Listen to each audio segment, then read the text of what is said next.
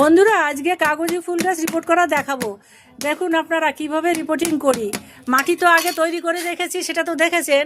এবার এই যে পুরনো গাছগুলো কিভাবে রিপোর্টিং করছি সেটা একটু দেখুন।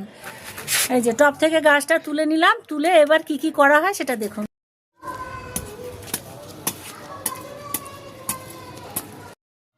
এই যে একটা হোলটা বন্ধ করে দিলাম একটা পাথরকুচি দিয়ে, পাথরকুচি ঠিক না, মাটির খোঁড়া দিয়ে।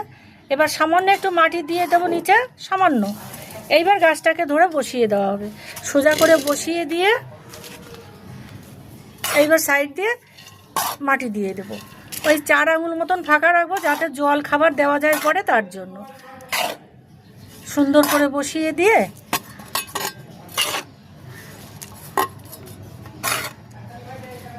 ব্যাস আর দেবো না। এবার এই যে গাছটাকে সুন্দর করে বসানো হয়ে গেল, একটু হালকা হাতে চেপে দিয়ে তারপরে একদম ভরপুর মাত্রায় জল দিয়ে দেবো।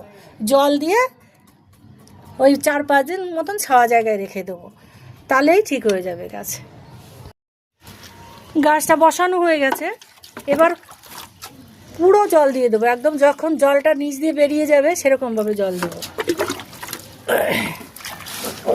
পুরো ভর্তি করেই জল দেবো। ভর্তি করে জল দিলাম, এবার নিচ দিয়ে বেরিয়ে যাবে পুরো জলটা।